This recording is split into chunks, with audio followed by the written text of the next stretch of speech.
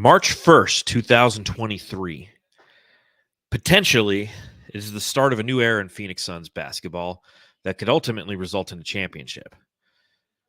It's a day that, hell, we've been waiting for a long, long time. Going back even to last summer when rumors of Kevin Durant coming to the Phoenix Suns started percolating through the social medias and the Twitter spheres and the podcast. And Matthew, today it came to fruition. Kevin Durant donned number 35 and played his first minutes for Phoenix Suns.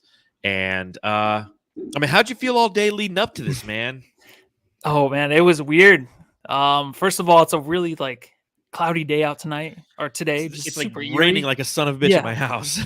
It's surreal. It feels like you're kind of waiting for the Super Bowl in a way. I mean, your team has to be in it, obviously, because this was just something different. I didn't know how to feel. I was very anxious. Work actually went by really quickly, but the 5 o'clock start was great because I wanted to get watching this team, and I'm very happy. I'm a very happy man right now. I'm sure you are too, right? You know, I was watching a little bit. The reason for those of you who are watching live, we're coming on probably a couple minutes later than we normally do. It's because I stayed and I watched the post-game interview, which I don't normally do. To watch Tom Chambers and Tom Leander talk to Kevin Durant after the game. And, it's the excitement. And Tom Chambers said it. He's like, in the studio, we've been smiling ear to ear. And Suns fans, I know that we only played the Charlotte Hornets tonight, but it was so great to see Kevin Durant out there. And obviously, we're going to spend a lot on this podcast talking about it. But I text you first thing this morning. I dreamt about Kevin Durant last night. I dreamt that I was in the Suns locker room. And perhaps this has to do a little bit with the fact that I've been playing NBA 2K again for the first time in like 2 or 3 years. And I'm doing the My Player thing, and they're doing all the cut scenes, and I'm on the court controlling myself and whatnot. But I dreamt last night that I was in the locker room and I was trying to decide which shoes I was going to put on, which Jordans that I was going to put on. I ultimately went with my Jordan 1s, which are my orange and black ones. And Kevin Durant came into the locker room, and he was kind of dressed like Ziggy Stardust, which was really, really interesting. And then I went out on the court with them, and the people are singing the national anthem, and I'm in the layup line, and I just can't make a fucking layup. And it was just, it just goes to show you as you mentioned, a little anxiety, a little anxiousness that we all had as Suns fans, not necessarily for the result of the day, but it's finally here. What you and I have been talking about for the past 3 weeks, it's hard to judge a Phoenix Suns team and their performances and their rotations and how they're going to be moving forward until Kevin Durant's actually out there hooping it up a little bit. And we're still not fully there because he's still on a minutes restriction. But seeing him out there playing was one of my favorite moments as a Phoenix Suns fan. And it's crazy because it comes on a random Wednesday at a 5 o'clock game against the CLT Hornets. Wow. Yeah. You know what? This is probably the most surreal moment as a Suns fan. It still doesn't make much sense that he is a Sun. I think seeing him out there, you just don't realize how great it's going to be till you actually see him in the Suns uniform, even though it's the ugliest Suns uniform we ever had as a franchise. I know. Poor Kevin Durant's got to be premiered in that wear fucking uniform. the long white socks, or I'm sorry, the compression pants or whatever he wears. I'm just like, sorry, dude. Next game, you got the throwbacks, the sunburst, so you'll be happy in those. Yes. But right now, it just looks easy. I don't remember the last time the Suns were up by at least 15 points at halftime. This year, 0 free throws. Yeah, but just it looks easy right now for them, and it was the Hornets. But I don't know what else you can take from this, but just that you have a very, very awesome future with one of the top 10 greatest players of all time when he's done. And when he wins his championship here in Phoenix, because this guy's insane. He's absolutely insane. And we're going to talk about his performance, how it percolates and ripple affects the rest of the lineup, because it obviously does. A player of his magnitude and the manner in which he plays does things like that. But first and foremost, I just want to welcome everybody to the Suns Jam Session podcast, the original post-game podcast for the Phoenix Suns and on Planet Orange. If you're watching along live on YouTube, hit the thumbs up button. If you're on Facebook or Twitter, just enjoy the comments. The beautiful thing about doing this live after every game is you get to hang out with some of your Suns buddies and go back and forth in the comments, sharing your observations, and we'll pull them up and we'll talk about it a little bit. If you're a podcast please head over to anywhere you get your podcasts, and you can subscribe, rate, review there as well. We're on Apple, Spotify, Stitcher, Google, wherever you want to listen to the Phoenix Suns. Go for it. If you are in the YouTube chat, you can be like Zoltz Bendy, who gave us a super chat. He said, "Great debut for KD. Tough stretch ahead, but can't wait. You guys rock at Suns Jam." So thank you for donating to the podcast. We truly appreciate that. And we also have Libertarian Sasquatch in the chat. He says, the whole game felt surreal to me. I was smiling the whole time. Libertarian Sasquatch, I completely agree with you. I felt like a kid just watching basketball again, going back to my early memories of like watching Michael Jordan play and just being a child, enjoying every play. And every time he would rise for a jump shot, you were just in awe of the talent in which he plays this game. So it was really fun to watch that. So we appreciate everybody who's hanging out with us. Plenty to come on this podcast. Make sure you follow me at Darth Void and read my writing at brightsideofthesun.com. You can follow Matthew at Matthew Lissy. And of course, follow the show at Suns Jam on Instagram, Twitter, and TikTok. This is the part of the show where you pop them if you got them, because you're just hanging out with a couple of friends and all the friends in the chat. So, I got a Diet Dr. Pepper tonight. I should be drinking a beer, but I just don't feel like it tonight, man. I got to stay focused. I got to stay engaged. So pop them if you got them, Suns fans. And let's talk about the Kevin Durant debut against the Charlotte Hornets.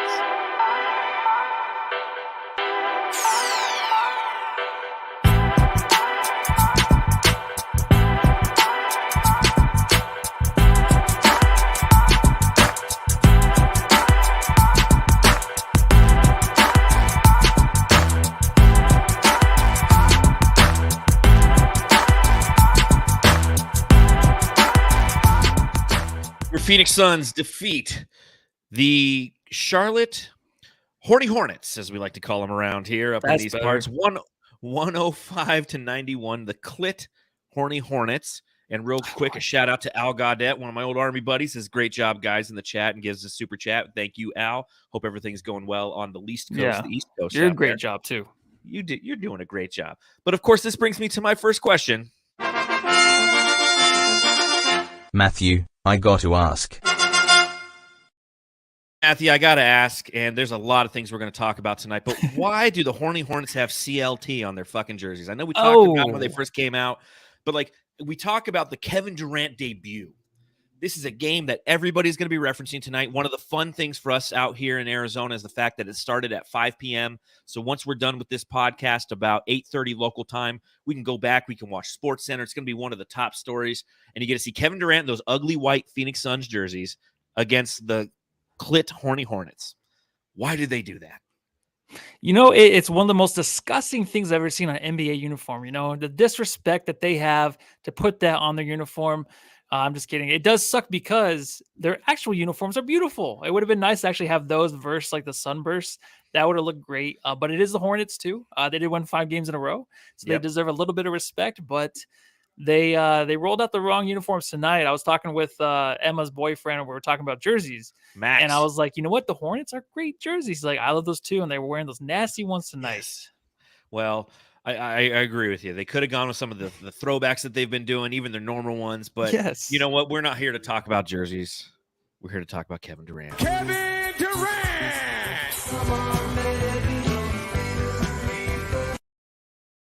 Kevin Durant makes his Phoenix Suns debut. It gives you chills, doesn't it? That's crazy. Chills. I still can't believe it.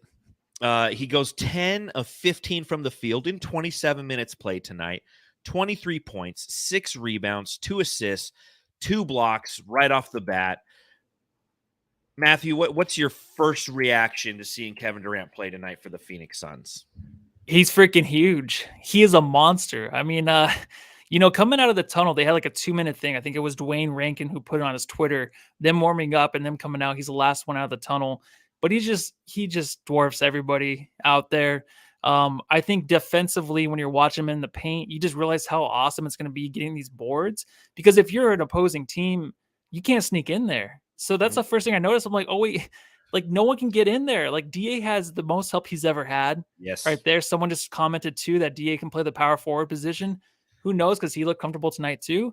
But it's just that his size and just ultimately just everyone around him, it's so much easier. Everything is just awesome. Everything's just easier for everybody. It is. Whether you're Lee trying to get that floater off, it's easier. DA doing whatever he does, being the afterthought, it's easier. Devin Booker, this is still his team. Everything is just it's gonna be a hill to climb for sure, but you can just notice right off the bat how easy things are. Did I say it was easier? I think it was easier. Easy, you think? It's easy. So I'm with you. And for those of you who are listening to the podcast and you have your kids in the car, you're driving them to school tomorrow, just hit that little fast forward button about 15, hit it twice, 15, 20 seconds. Kevin fucking Durant, dude. Kevin fucking Durant. Instant impact in this game on offense and defense, right? On the offensive end, you're seeing that the first bucket of the game for him, he attacks the rim, something we don't normally have. He hits a three. He hits 2 threes in the first half. And due to his gravity, he takes, there's that one play, 4th or 5th play of the game, where due to his gravity, him and Devin Booker on one side of the court, and Devin Booker comes off a screen, and you got DA setting the screen, and he goes through 2 back screens, and he takes a wide open 3. And yes, Christian Zabrowski in the chat says the spacing will be awesome. The spacing was awesome tonight because on that play, now granted, Devin Booker missed the 3 on that play, but every one of the Phoenix Suns, every Phoenix Suns fan looked like this. And for those of you listening, my jaw is agape because Devin Booker doesn't get that kind of space. Devin Booker never gets space. And we've talked about this leading up to Kevin Durant's arrival, that these are the kind of things that we're going to see. And we know it's coming, but it's still one of those things that has you in awe. How wide open Devin Booker was on that play and multiple plays in this game, where the gravity that DeAndre Ayton already has.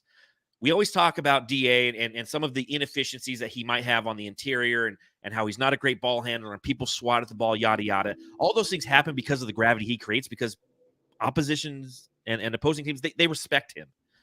They still respect him. Now you got Kevin Durant.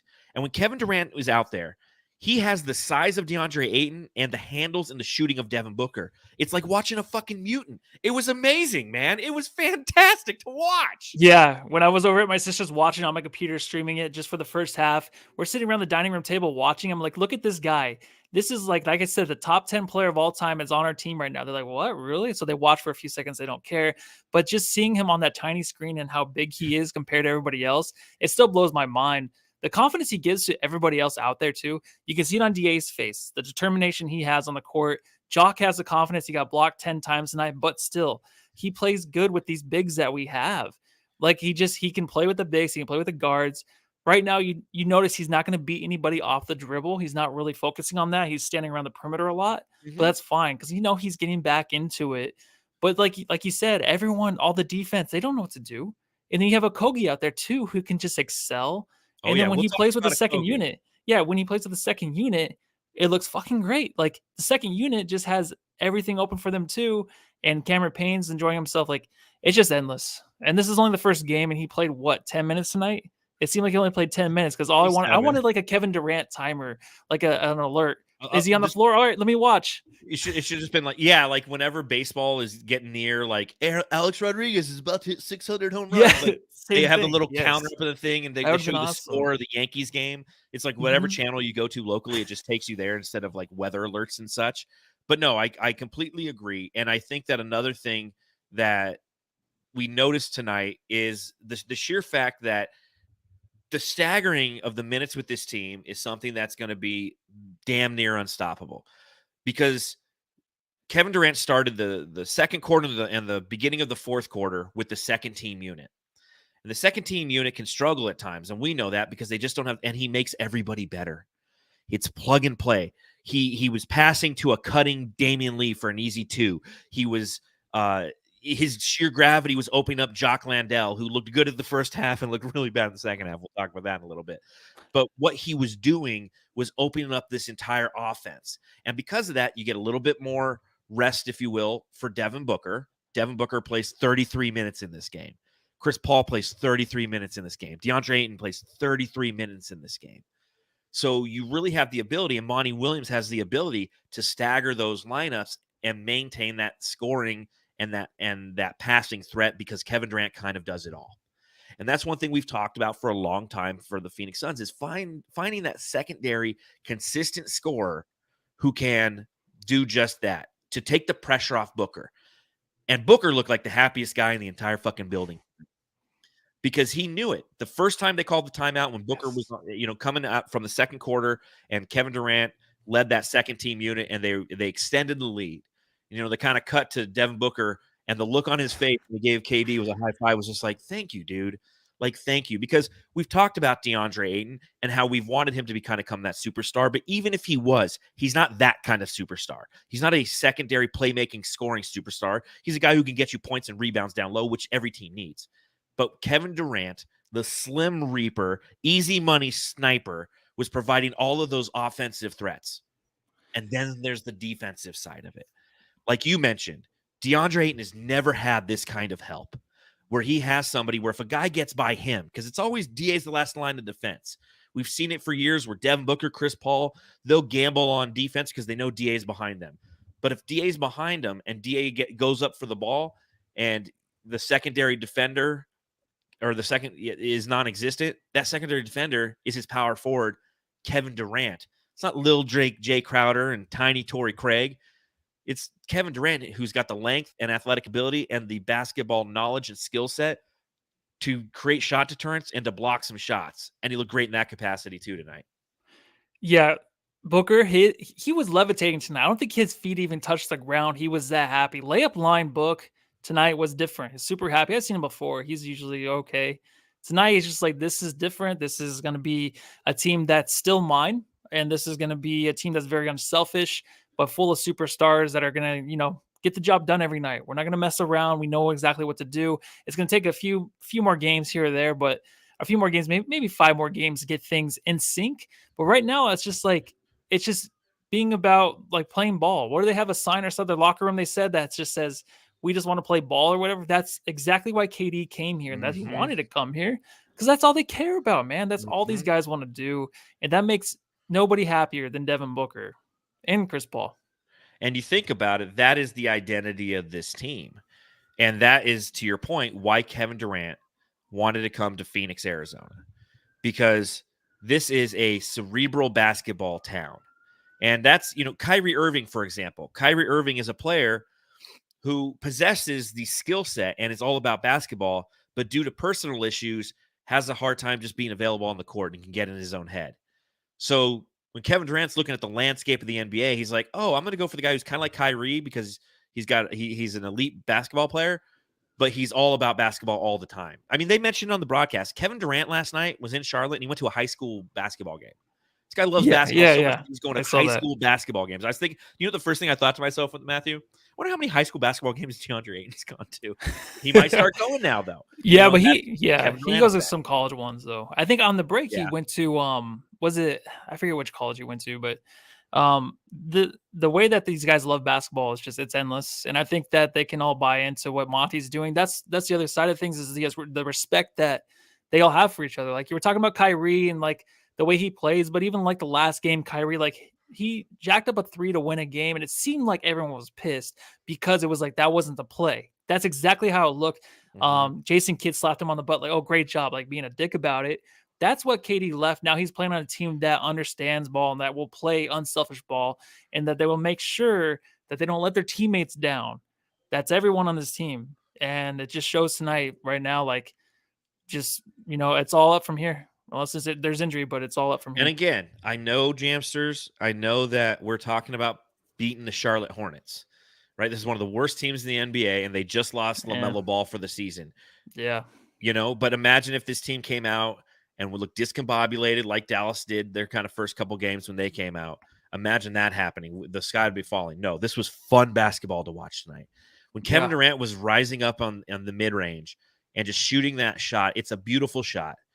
This is just surreal, man. It really is. I mean, I've said it before and I'll say it again. And you know this because we do the preseason jammies and we talk about who our favorite player is who's not a member of the Phoenix Suns year after year. I always answer Kevin Durant. I love Kevin Durant. I love watching him play basketball. And to see him out there tonight in those ugly Suns jerseys was just unbelievably surreal.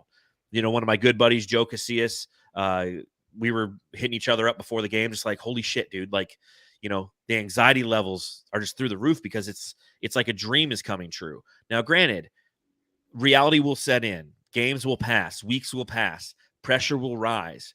And we will be over analytical of this team. But you know what? That's not right now. That's in the future. Let's enjoy tonight. This was a fun one. Yes. Big Dick Booker. So Devin Booker, you were talking a little bit about what's going on in Dallas, who's going to take the shot. Don't really know. Unselfish basketball. Al Gadet in the chat, super chat. Again, thank you for anyone who supplies a super chat. It helps me get a PS5 or a Kevin Durant jersey or something. Yeah, that'd be nice. But he goes, is this team going to lose its identity? KD's team. What do you think of that? Do you think the Suns can lose their identity with these two superstars out there? You know what's weird is they did for a little bit, of course, because Mikal left. It was totally different, right? We had this kind of eerie feeling here out in Phoenix, and we were just watching this team like, what's going on? But that's because we're waiting for KD to come back. It took a while. Now that he's here, it looks the same. It looks like when Mikal was there, doesn't really seem any, like KD kind of out on the perimeters a few times, him and Chris Paul. The miscommunication was there. But it wasn't always about like, all right, it's my ball. It's my ball. It's my ball. They took turns. And I think like we always talk about, man, like Devin Booker's the most unselfish player to play with. KD's the most unselfish player to play with. It's not like what it was in Golden State. It's like it's still Steph Curry's town. It's because Steph Curry won a championship there before Kevin Durant got there, right? Mm-hmm. This is just about winning a championship. This will always be Devin Booker's team for sure. And Devin Booker will always be the greatest Sun to ever play, full-time length of career. But right now, Kevin Durant is the best player to ever put on a Suns uniform. But that doesn't matter because this team is just wanting to win. They just want to go win a title. So the identity right now for the Suns team is what it was before, but it's just 100 million times better because you have Kevin Durant, I think. I like what No Good says in the chat. It's quite simple. This team found its identity.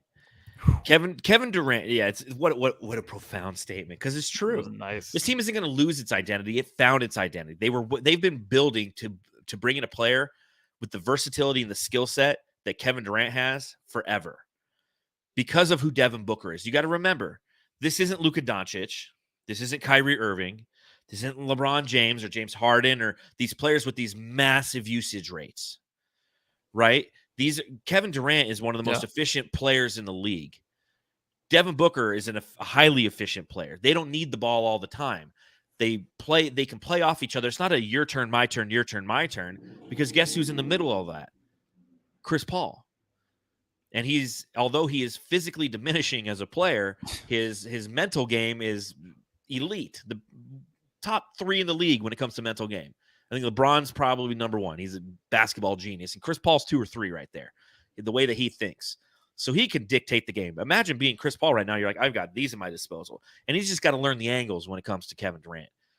But I don't think that this team's going to lose its identity. I truly don't. I know that when Kyrie Irving got traded to the Dallas Mavericks and Luka Doncic, I know me and some of our Suns friends were kind of like, good. Like that's going to be hard to figure out. 2 high, very, very high usage rate guys who want and need the ball in the lap. Devin Booker will happily pass the ball. We saw that. He likes to pass the ball. And Kevin Durant will do the same thing because if a double team is coming, due to his size and his abilities, he can find guys who are wide open. We saw it multiple times tonight. We've seen it multiple times in his career. So I think that they have found their identity rather than there's a possibility that they're going to lose it. Now, that being said, you take a look at tonight. Devin Booker, as I mentioned before, played a total of 33 minutes. He goes 15 of 26 from the field, 37 points for D-Book, 7 assists, 6 rebounds, 3 of 7 from beyond the arc. Tell me what you saw from our buddy Devin Booker tonight, Matthew. Yeah, Devin's like, oh, don't look over there. Don't look at that guy. Look at me. This is still my team, like I just said. Look at me, all right? I'm still the man on this team, yes. Even though that's not really what they're probably saying, but that's how I feel like he was tonight, where he's just like, fuck it, man, I'm back. Rough game last game. It hasn't been really the same since he's been back. Tonight, he looked pretty definite. I think in the third quarter, he was automatic. He was basically getting anything he wanted tonight. The thing is, like, we're not going to waste any possessions either, right? Because we're just so efficient. Booker's efficient. You can see, like, the way Mikal was playing before he left here. he was an efficient player that didn't want to waste a possession. All these guys are that way now. And when you have Devin Booker just going off in certain quarters like he used to, it's scary because we didn't really have a quarter book for a while, but we got one tonight in the third quarter. He basically ended the game. It looked like kind of like maybe the Hornets were kind of getting back into it, but he just made sure like, I'm going to end this. I'm going to make sure everyone remembers that I'm on this team and this is still my team, right? Of course. He's so free now. We're going to see a lot. Again, the KD effect is we're going to see a lot more games like this from Devin Booker. And again, I'm going to back up and I'll continue to say we played the fucking Hornets. Okay. So it's not like we just beat Milwaukee and this happened. You have to always understand who this opponent is. But again, the expectation should be that we are going to see more games like this from him due to the gravity of everything that's around him. We see it. Teams are losing Devin Booker because Devin Booker is kind of like, for at least Kevin Durant, playing with like a Klay Thompson, a guy who's going to run around and come off back screens. And for the first time in like 5 years, Devin Booker's coming off those back screens and he's like, oh, I'm open. I don't have two guys tracking me the entire time, passing me off, because the whole time the ball's in Kevin Durant's hand and they're too busy watching what he's going to do. So a really fun night from Devin Booker. The wide open shots I still can't get over. He 7th all time in assists tonight with his 7 assists. So, what was it? He moved into like 4th all time in franchise in scoring and most threes of all time. Like every game there's a different that he's crushing. I'm absolutely loving it. Yeah, congrats to him, man. He just keeps going. This is the one year where he really had a lot of injury problems. And that's one thing you, of course, are worried about for this team. But, I think just a few games underneath his belt, and he's going to be okay. He's going to be back in the rhythm of things. And I don't have to worry too much about him getting hurt because I just think that kind of lingers in these guys' minds sometimes. But right now, he just looks free. And I think once he released that, then he's like, you know what, I feel good. There's a few plays here or there where he falls on the ground. I'm like, be careful. But he's managing the game like he should. And it's weird how like they will all just stick out.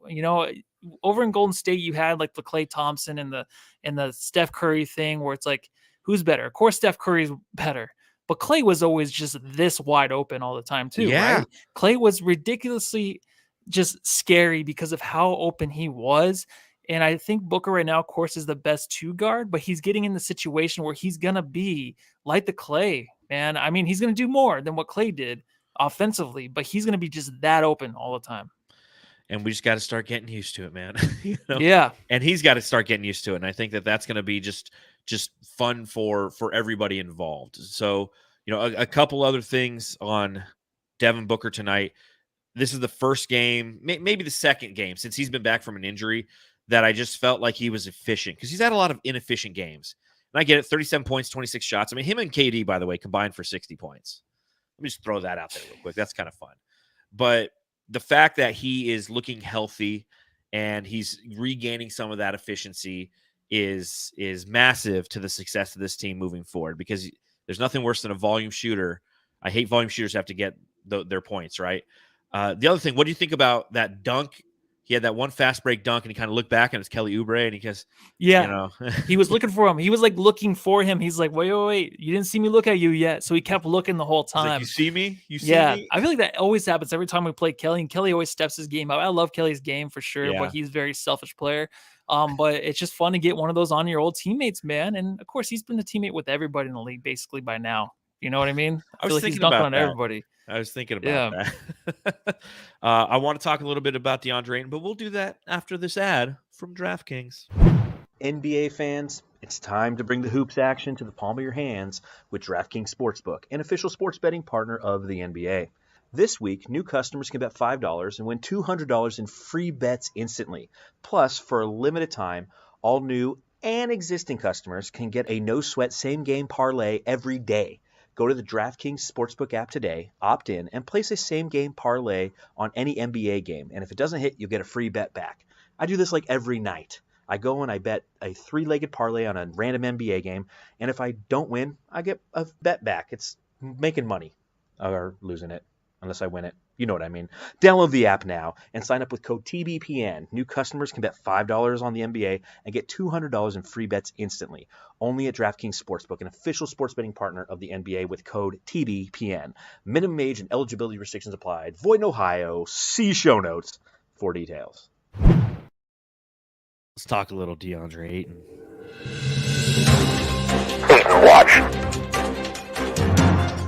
DeAndre Ayton in this game, 16 points, 16 rebounds.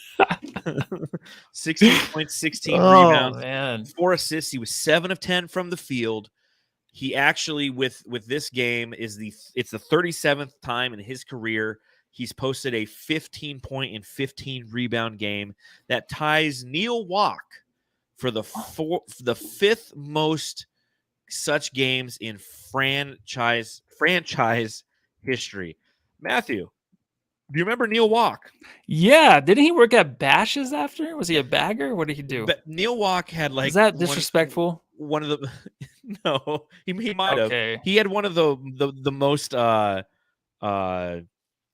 iconic beards in Suns history. But the reason for any of those who don't know who Neil Walk is, he is the guy that the Suns had to draft with their first overall pick because they lost the coin flip for Kareem Abdul-Jabbar. Oh, yeah. See, those are things I should know as a Suns fan, but that's a trivia time, right? Yeah. Oh, yeah. You know what time it is.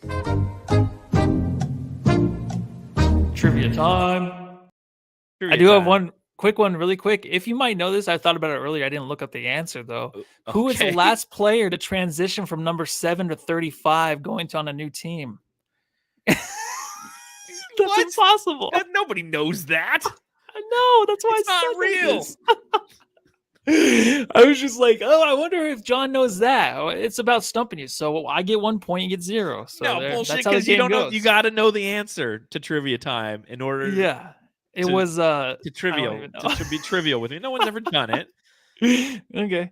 Anyways. Okay, DeAndre Ayton. What'd you see from DeAndre Ayton tonight? Man, he was the one thing I noticed about DeAndre tonight was basically the inbounds, getting ready for the next play. Like after the basket's made, get your head focused, get back down the floor. He was doing that. I mean, he looked super focused. He looked like he was maybe 10 years older. I know Monty said that now he's getting in there early. He's getting in the weight training. He's getting ready because he knows the stretch is going to be really tough on him. So he's pumped up. He does look like he's aged, but he looks just super focused, man. Those numbers are going to be flying at us. It's going to be really easy for him on the rolls and the slashing. Yes. Look great. Like he's there. He's woken up. He's like, I'm going to just, I have all this room, the space that he had from when those balls were being delivered to him, right? The space that he had wide open. I know Booker hit him on the knees for one. That was Book's fault. It was a bad pass. Bad pass. But he is just, I'm so interested to see what this is like when Kevin Durant plays like 35 minutes. You know what I mean? Like when they're actually playing together and Chris Paul isn't wasting possessions. Yeah. Real quick, Justin in the chat, so says Jay from Fan of the Flames. He's like the last person to transition from 7 to 35 was Kevin Durant. So, but I just looked it up. Do you know who it was? Who? It doesn't matter. Doesn't matter, jabronis. You're so right about DeAndre. Everybody. So there's a couple things that just happened overnight. Okay, one, as you mentioned, and we saw it. DeAndre Ayton was surprised how wide open he was a couple times. Like he got the ball in the mid range, and normally he'll like do the jab step to try to get the defender back, and like he put the step down. The guy's like 6 feet away from him. He's like, "Oh shit, I'm just gonna shoot this nice wide open midi." And the middies were there tonight. And the other thing is again due to the gravity of Kevin Durant that pulls a defender out of the paint, and DeAndre Ayton is there to feast for rebounds. Now again, and I hate being so goddamn repetitive, but it's the Charlotte Hornets, and they're not a great rebounding team. So it's not like you can sit there and be like, 16 boards against the Hornets. Oh, my God. But it's going to be interesting, like when we play the Bulls, for the example. The Bulls are a team that can rebound, okay? When we go and we play Dallas, okay, he should have the advantage there. But we're going to start to play some of these teams in our last 19 games where we're really going to see how much that Kevin Durant gravity is going to pull defenders away from the paint, and DeAndre Ayton is the guy who's going to benefit from that. But the other thing that happened overnight, and this is the big thing, okay? DeAndre Ayton is 100%. Should I go there? I'm going to go there. DeAndre Ayton is 100% like expendable now. right? Like the Phoenix Suns can sit there and for the rest of the season be like, all right, DA, prove it. Because we've got the two superstars. You and your position, you can be fucking Nikolai Vucevic. You can be, you could be Kevon Looney, right? We don't need you to be somebody great. And that's the advantage that he has, though, is because he can be great. And so as we go and move forward in this season, it's not always going to be about the stats. It's never about the stats with DA. We always talk about that. 16-16, great. How did he play? He was engaged tonight, as you mentioned. He was physical tonight, and he cared tonight. And that's what you want from DA. And I was talking to somebody about DA at work today, and they're like, do you think that, with Kevin Durant being around, we're going to see a better version 8? And I go 100%. Because it's like, it's no longer they're playing basketball and having fun. It's a business trip every time they play. Kevin Durant, what he brings, what Chris Paul already brought, what Devin Booker brings, like lead, follow, or get the fuck out of my way. And DeAndre Ayton, he'll follow those guys. And we saw some of the fruit of it happen tonight on the court. And again, if he doesn't follow, peace, man. We'll trade you for a lot of good shit.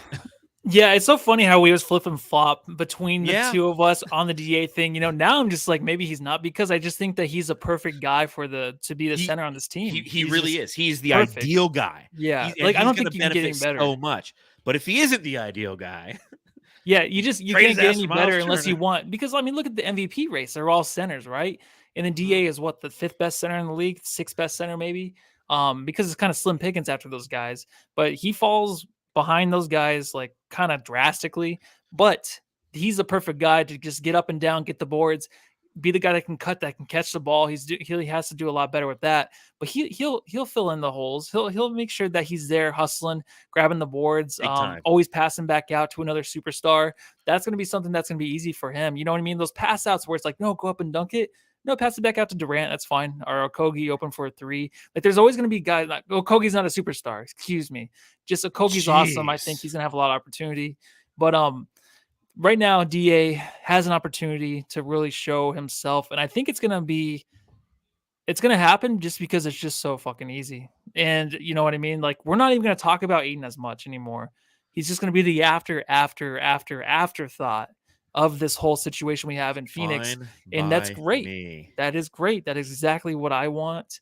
And maybe we can trade him in the offseason for McHale again. Who knows? I'm joking. Because Ben Simmons is going to be gone from Brooklyn. So, oh yeah, that's a whole nother cluster F, But again, I think that what we're going to see continually from DA are performances like this, and he's going to expand his game because it's the same thing as Devin Booker. Like he's going to realize how open he is because of everything around. And the Suns are going to continue to utilize. I mean, you heard him talking about in the broadcast, the research that went into how to maximize what Kevin Durant can do, looking at hours and hours of film, which that he loves. He's already built for this kind of offense. He's been built for this kind of offense for 2 years now.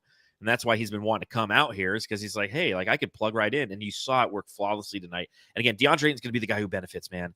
And I'm so excited for the fact that DA gets the benefit. I'm so excited for the fact that we don't have to flip flop all the time. We'd be like, he had a bad game. Anyways, now on to, we don't have to say, why did you have a bad game? Well, Diego! It took to like 30 minutes to get to that game, sir. DraftKings usually comes within at least 10 minutes of his Ayton watch.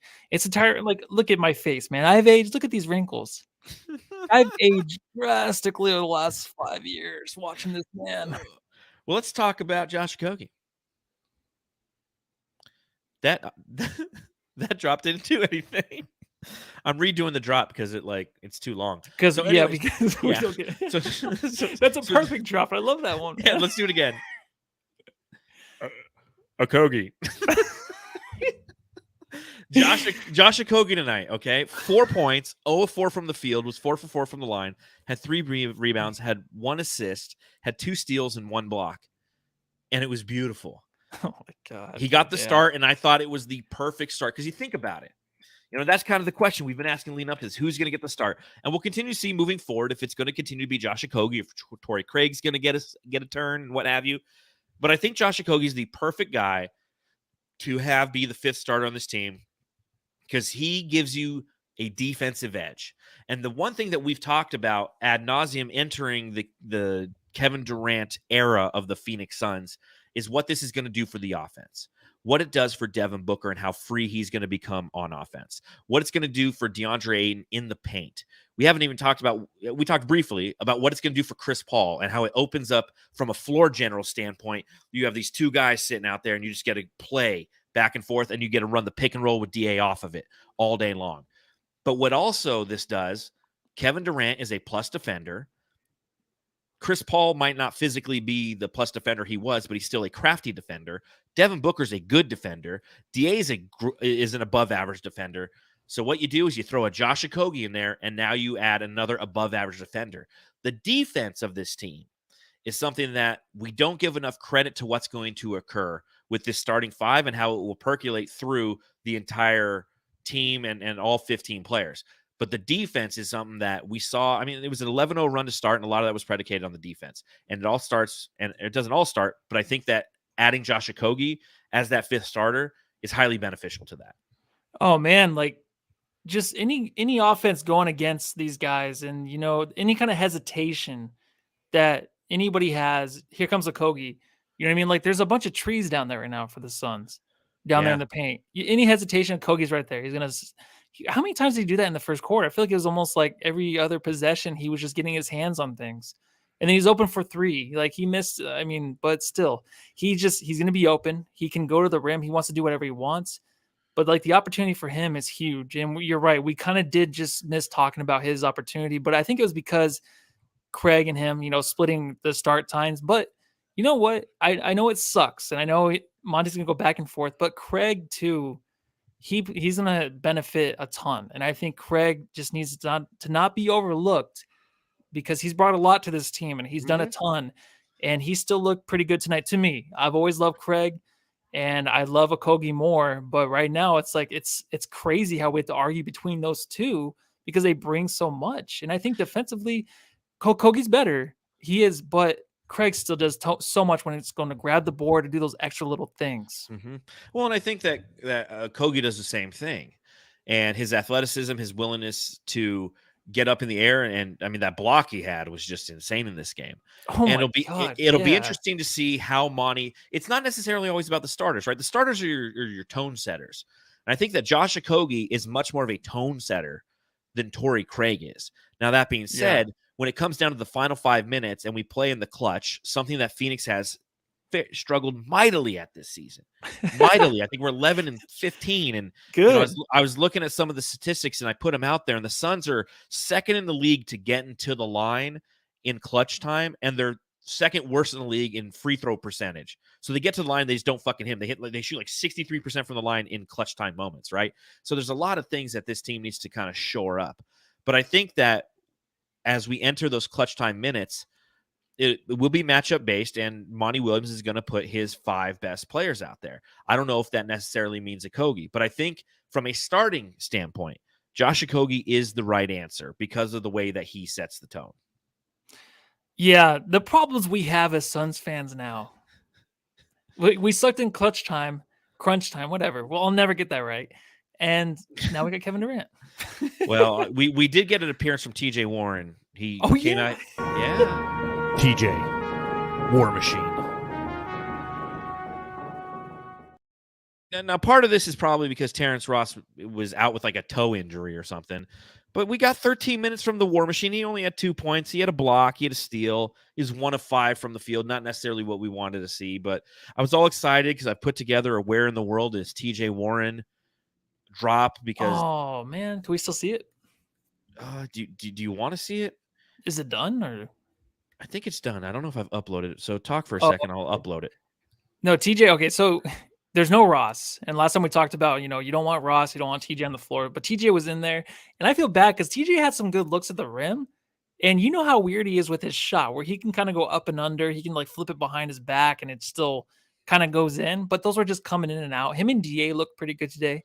Yeah. DA hit him on a little... shades of 2018. Yeah. Oh my God, I know. Right? I know.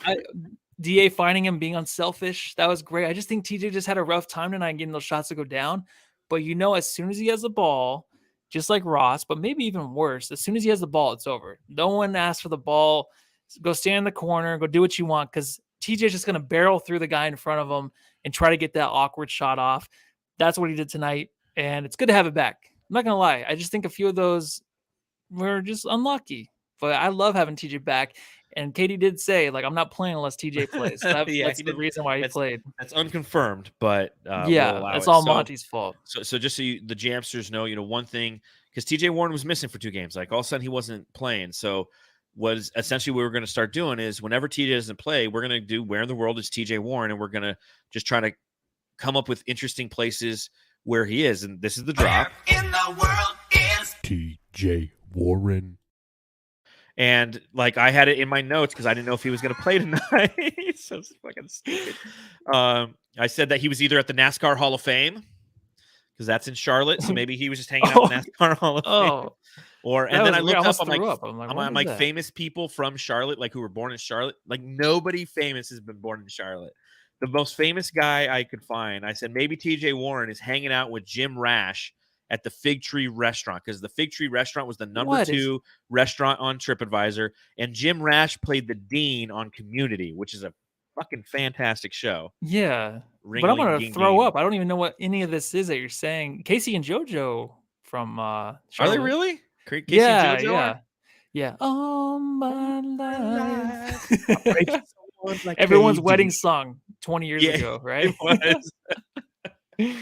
But TJ Warren was there tonight, and again, I think that I like Coach Evan B. He tweeted it during the game. He's like, a couple fuck you Ross threes right now would be very well appreciated, something along those lines. And I'm like, yeah, but like I also like what TJ can bring sometimes. So we'll see. Shout out to Saltiest Gaming in the chat, $5 in the super chat.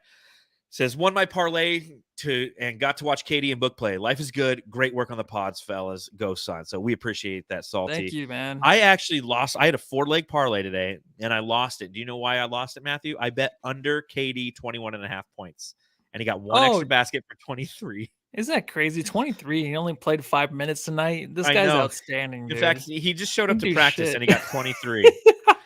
So, yeah, man. Long legs. Yeah, tell me about it. Well, he does have the Durantula. Well, let's talk about the subreddit stakeout. The Suns Jam Session subreddit stakeout.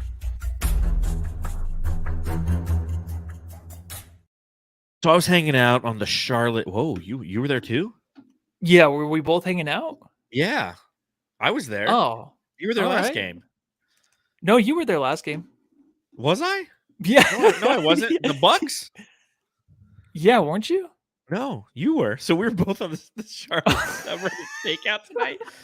You know what that means? We made up half of the people that were in there because no one was commenting for no one was in after halftime. I don't really have much, man. I'm sure you have it all, but what do you got? Well, let's talk about the subreddit stakeout. For those of you who are new to the pod, what we like to do during the game is we go to the subreddit of the opposing team to see how they consume what's going on. Yeah. So one of the first things I saw right off the bat, it said, I'm a Mavs fan, but today I'm a Hornets fan. I believe in the trap game, buzz.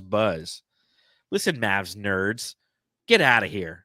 Go enjoy Kyrie and Luka fight in the last minute for the ball. Then somebody said, Suns really had to debut KD tonight. Yes, they did, and we've been waiting for it. Mark Williams, who's the rookie center, having a welcome to the NBA moment with KD blocking him twice in a half of a quarter. Thought that was nice. And then this is probably I'll get to my favorite one after this one. So the other one I had is R.I.P. Landell, R.I.P. Jock Landell. Jock Landell got blocked fucking all the way back to the NASCAR Hall of Fame. Twice. Like, it was ugly, 3 times. Dude. A lady. One, twice, 3 times. 3 times the Landell. Yeah. Like, what did somebody say in like the last subreddit? Maybe I did do the last subreddit where they were like, for a guy named Jock, he's really unathletic. And I wrote my notes for Jock Landell. I'm like, the new Dario. Yeah. He's a little bit better. I don't even know. And then my favorite comment on the subreddit stakeout. And Suns fans, I'm going to start by saying this. We can think back to about 3 years ago when Kelly Oubre was a member of this team. Was it 3 years ago? 4 years ago? 4 years ago. When he was a member of this team. We loved him, right? Blowing kisses, hitting game winners. Just a great guy to have on the team. And then we let him go. Good riddance. This is what they said on the subreddit stakeout. This is them talking about their own player. Name a more iconic duo than Oubre and Bricks. And somebody said Oubre and nail polish. And somebody said Oubre and not passing. And that's why the Phoenix Suns are different these days, ladies and gentlemen, because we don't have Kelly Oubre and we pass the ball. The Suns Jam Session Subreddit Stakeout. I'm sorry, Matthew, did you have any that I missed? Was there any that I missed? Yeah, my favorite comment was buzz, motherfuckers. That's it. I didn't see that one. When the game was over. Hornets fan. Buzz City, man. Yeah, I'm that's sure weird. I would fully embrace it if I was there. Yeah, everyone has their weird. Ours is weird too, man. Like the Valley. I don't know. Well, we live in a valley. Is the Valley that's cool? That's not weird. The Valley Boys. That was kind of weird. It's like let's fly. That's what it said on their court. Like Charlotte Hornets, let's fly. Yeah, Hornets suck too, man. Those things are they're nasty. Yes, and they are, especially when they sting you in the ass. Let's see what else do I have in my notes here. Okogie was the right move. We looked a lot better on defense. Jock is our new Dario. Ooh, here's a fun topic for you. Okay. Oh, I can't wait. All right, so this is one that we have to think about. It's clearly hypothetical right now, but it potentially soon won't be. Today I met this cat. He said his name was Damion. He thinks that we're a lot alike and wants to be my friend. Like Isaac Anderson, Hornets country, let's fly. Buzz City, get the fuck out. So Damion Lee, I just played his drop. Who do you think is better? And Matthew, I want you to answer this. And as you're navigating this answer, Jamsters who are watching along live, hit the thumbs up button and let me know what you think in the chat. Who do you think is better? Damion Lee or Landry Shamet? Okay, no one's gonna like this because everyone hates the name Shamet, but I think Shamet's better. Why? For sure. Why? Because there's stretches where Shamet could do more. He could play defense. He can just shoot. I think the times that where he has the confidence and he just goes out there to shoot the threes and plays defense, that's okay for me. Lee doesn't do much. Lee just is, I don't even know what he's doing right now. But what Shamet can do, though, is like every time we come on the pod and he doesn't have a bad game, someone's always like, well, he played good on defense. You know what I mean? So he has that. But I think that Shamet just needs another chance. I think he was fine this year. He wasn't bad. He has some good stretches. He just gets a bad rap because of his last name, and he got paid money. Yeah, his last name has shame in it. So, I mean, you take a look at what some of the Jamsters are saying. You know, Michael Kolb says, I don't like Damion Lee. He's trash. Legend E says, Shamet, I already know. Freddie likes Lee. Big Sexy likes Lee. Saltiest Gaming likes 3. Slick likes neither. Ryan likes Lee. Damion Lee for Men Kenny. Sham for Beast. You know, so you see Shammer down the line. You know, I mean, this is one of those things where it's interesting because it's going to kind of tear the fan base because at some point one of these guys is going to have to get minutes. And I'm not saying necessarily come playoff time, but I'm saying for the last 19 games, like this is a valid question because Damion Lee now, and I know that he's playing some 3 today, right? He was a substitute for Josh Okogie, right? But he is more of a 2 guard. And if you have to come down between either Damion Lee or Shamet, I think I have to err on the side of Shamet. I think Shamet was having a good season before he got injured. The difference for me is the defense. Because again, if you have either Booker or CP3 or Kevin Durant out there at all times, which is what's going to happen, or DA, one of those 4 will always be on the court. That's the game plan for Monty Williams. It takes the primary scorer away from the rest of the second team. And I like a guy who could play a little bit of defense. And Damion Lee does not play good defense, man. Watching it today, he fouls every fucking time. He was trying to pass off a foul on Devin Booker. I don't know if you saw that. But there's a foul where he went straight up and he got fouled. And he's like kind of pointing at Devin Booker to the ref. I'm like, hey, don't pass off fucking fouls to Devin Booker. You dick, you take it. You goddamn, you take it. So it'll just be interesting as time progresses how our perceptions change because Damion Lee, unless he's hitting those threes, and again, he started off the season shooting 48% from 3. In his last, 10, 11 games, he's like 22%. So the 3 ball is gone right now. And unless he finds it, If Damion Lee comes out and hits like 3 threes in a game, it changes all of our perception. I'm right along there. I'm the first in line at the roller coaster to hop on the Damion Lee ride again. But until then, like I kind of want to see Shamet back, and I can't believe I just said that. But you know what? I was pro Shamet earlier this year because I thought he was playing well. Dude, okay, so maybe it is Monty putting him in bad situations because what we want is, we're not getting what we want from him. We're just a 3-point shooting. That's all we want. And I don't know how many times we have to talk about this, but maybe Monty's like, you know what? You got to do more. I want to see more out of you, but we don't want that. He needs to just be like the guy to save the city once in a while and just like not be, not know who he is. You know what I mean? I don't want to see too much of him out there where he is getting a foul. It's like, why are you getting a foul? Just go stand, play your shitty defense. I'm not hating on him. That sounded bad. Yeah, you are. He's watching God right now. And he's damn like, it, Matthew's such no. a dick. I like Not what shitty B defense. Just I don't like be what too B crazy, says in the man. chat though. He says Lee complains, embellishes, and stops playing D as a result too much. And I agree with that. Like, do you know who he kind of reminds me of? You know who he kind of reminds me of? Is it he is just like Luka. Is that who you're gonna say? No, not that much. Oh, jeez. Kelly Oubre. Oh, really? Kind of an embellisher. Kelly on defense would be an embellisher at times. And he gets stuck talking to the ref and not getting back on D. It'd kind of be a little bit of an interest, if you will. Yeah, he shouldn't be that. Frustrate me. We shouldn't be focusing so much on Lee. I think once Shamet comes back, he'll get some better minutes, and then Lee can maybe play 10. Just come. We'll jack see up some though, threes because we have 19 games left, and it's like Shamet might oh come my back. Gosh. And Monty just be like, dude, just chill, bro. Like So we're not going to win shit. We're not going to win any. If Shamet's not ready for the playoffs, we're not going to win anything. We're fucked.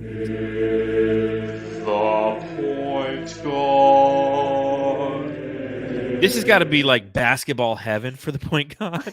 He was 1 of 8 from the field, 0 of 4 from deep. He scored 2 points tonight, but he had 11 assists. He only played 33 minutes. Again, this is basketball heaven for Chris Paul. He's like, holy shit, I don't have to do, because that's one of the challenges. That's one of the reasons he broke down. Remember the playoffs last year against the Pelicans? Devin Booker gets hurt.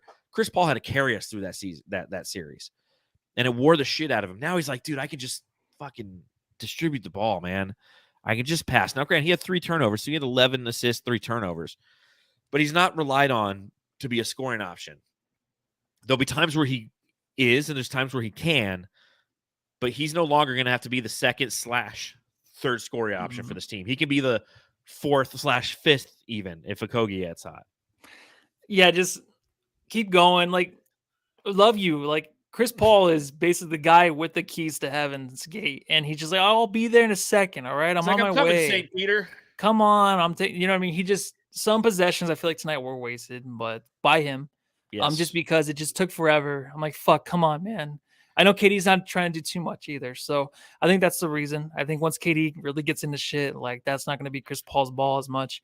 And I think Chris Paul might be okay with it, but there's just some possessions. I'm like, come on, let's get this stuff going. Let's go. So just don't do that to me or anybody else. I think he'll always have the assists. All right. So I'm never going to look at the box score and look at the assists and be like, good game, bad game. I'm just going to look at the tempo and like what I'm just feeling in the first quarter. Well, and again, you can play with more tempo with this team, and Chris Paul kind of negates that. It's like, next year when he's not on the team. Ooh, man. That's now we're fuck. Don't want to do that. Stay here. Be a coach. Yeah, there you go.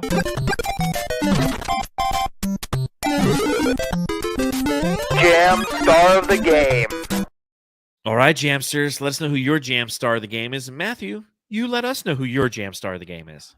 Oh, man. This is going to be Kevin Durant. Yes. Kevin Durant.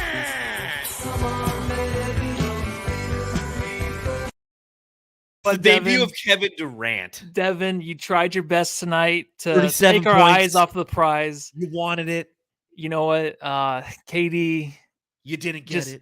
Yeah, I'm just kidding, Booker. Fucking great. He should be jam star, but I'm just going to give it to KD just because he's here and he's playing and he looks good. He was standing upright and just this is the most exciting time of my life. Do you think that Devin Booker's like, hey, listen, I'm Big Dick Booker. Are you trying to be Big Dick Durant? Like, what's going on here? BDD and BDB, like what's going on? Devin and Kevin, like I don't want people to I don't want people to mix our junk up. And the junk drawer is like, oh, I think this is the right one. I'm not sure. Yeah, I mean, we technically it was Devin Booker, right? Like technically, but it's Kevin Durant tonight because of what it means, because of the excitement that we all had leading up to today, because of the execution that we saw on the court against one of the worst teams in the NBA. But it was a wire-to-wire win for the Suns. There was no doubt. There was one point when it got back down to 6 points, and even then you're like, yeah, okay. Just bring in another one of those guys who isn't, it's just, it was fun, man. It was fun. It was a fun game. It was fun to see Devin Booker have that much joy on his face. The look that he had on his face with Kevin Durant. And I tweeted it from the Suns Jam Session account. Like the last play of the game as they were walking off, like Kevin Durant kind of gave Devin Booker a look and it's just like, yeah, boy, we doing this now. And it's fun. Yeah, I saw that. That was awesome. It was where it's just like, this is the way it's going to be. It's Even going to though be McHale and Cameron Johnson are kicking ass over in Brooklyn, this is how it is over here. Different game, sir. different ball game. Different game. So we'll be coming to you live again after every Phoenix Suns game, just like we do. The next game is going to be Friday evening. We're playing against the Chicago Bulls, Matthew. Any thoughts on the Chicago Bulls? You know what? No, anytime I start off any kind of sentence with, you know what, that means I don't know. And I start freezing on camera. So I don't know. What do you got on the Bulls, man? I know. Are they hot? Are they back? Are they good now? Like I listen to No Dunks a lot and they talk about the Bulls, but they're back. They're not good. I'm confused with this team. Well, what's interesting about the Bulls now, one, the game's at 6:00, right? Our time? Yeah, 6:00. Yeah. No, it's 8:00 our time. Or I'm sorry, 8 o'clock Eastern time. Yeah, okay, I forgot. I don't live in New York. All right. Oh, yeah, you don't. Yeah, you definitely don't. I don't know. No, This is Phoenix, Arizona. That is Phoenix, Arizona. So again, I think one thing that's interesting about the Chicago Bulls is they're a team that has supreme confidence in themselves. They didn't do anything at the trade deadline. They had a lot of assets that you potentially could have pawned off. You could have pawned off Zach LaVine. You could have pawned off Alex Caruso. They didn't do anything of the sort. They stuck with it. In fact, the only addition they made was Pat Bev. So we get to see Pat Bev on Friday. So that'll be fun. Lonzo Ball, much akin to his brother. They're both just kicking it on the we're not playing this season because he's hurt as well. He's out for the season with knee issues, which is unfortunate. But you take a look at kind of who they are holistically as a team. Again, as I mentioned, a team that's confident in themselves. They rebound the ball. They're 6th best in the league in defensive rebounds. They are 6th in field goal percentage. They shoot the least amount of three-pointers in the league. They're 16th in the league in three-point shooting percentage. So, it's a team that's when you have DeMar DeRozan, this is going to be a mid-range game between the Suns and the Bulls. That's what it comes down to. The Suns and the Bulls, when you look at the logos that we have on our screen right now, and because it has the throwback, the 90s uniforms, it brings you back to the 1993 season. And that's what you're going to get in this game is a bunch of mid-range shots. So Suns win, but back when the 3-point line wasn't there. Right? Oh, it was there for John Paxson. I'll tell you that. Jesus Christ. So it'll be fun to watch that game. It's game 3 of a 4-game road trip before the Suns return home next week. So we'll be coming to you live then, Jamsters. Until that time, make sure you just enjoy yourself. I don't care if you subscribe. I don't care if you rate us. I don't care if you go on Apple Podcasts and give us a 5-star review. Just be happy.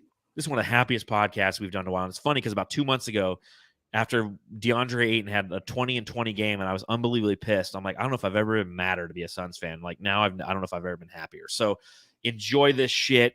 Go tell all your friends about Kevin Durant. Go tell them about the Suns Jam Session podcast, and we'll see you on Friday. Yeah, go home and love your family. Work.